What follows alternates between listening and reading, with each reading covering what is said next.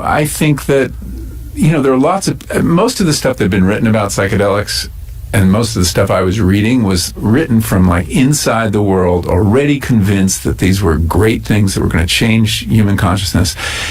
And that's a turnoff to people, especially if you have this resistance, which many, many people do. There's so much cultural baggage around psychedelics left over from the 60s. People, the risks, the how disruptive it was to society, and people still hold these ideas in their head. People say, well, don't people like jump off of buildings? Mm-hmm. I mean, I hear these, or doesn't it scramble your chromosomes?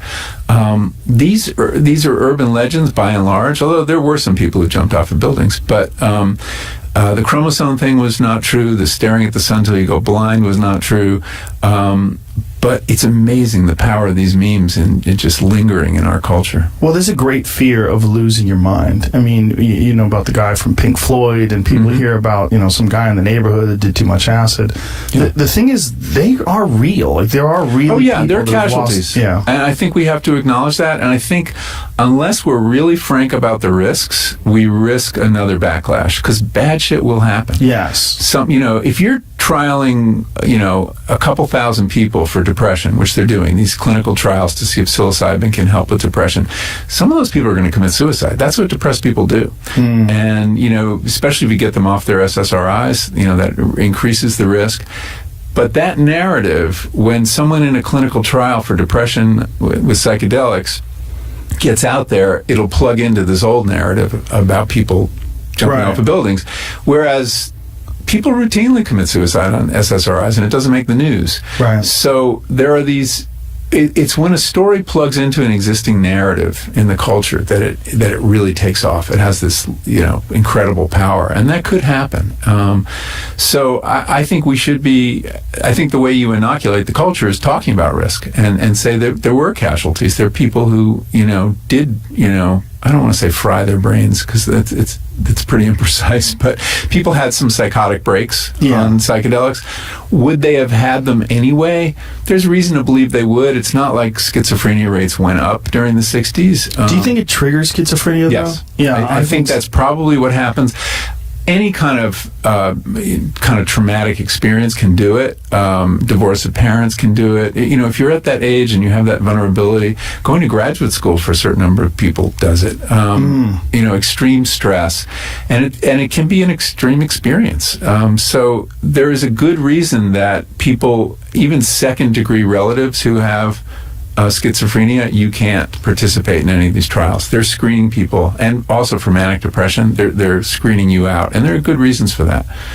Yeah, there's this discussion about cannabis that's been going on for a while now, of what happens to people particularly when they eat edibles. Is it something that triggers schizophrenia? And I think the numbers, as you're saying, they really do mirror the numbers that just happen in a general population. Like, it's 1 out of 100. Yeah. And 1 out of 100 people seem to have a significant problem. Yeah, I mean, a certain number of people are at risk. They're bound to get schizophrenia at those windows. I think it's in right around 20 and right around 30 years old seems to be the window. Really? And, there's a very specific window? Oh, yeah. No, it happens at a very specific time. Do they think it's like transitionary periods in your life with additional stress, like you have a breaking point or something? It isn't really clear. It may be a developmental issue. Boys or men are still developing into their 20s, right? Their brain development. I think into their 50s. Well, yeah, that's true too. But there's certain brain structures that are not, finished at that age. Honestly, I don't know. I'm out of my depth here. Yeah. What was the motivation to write this new book?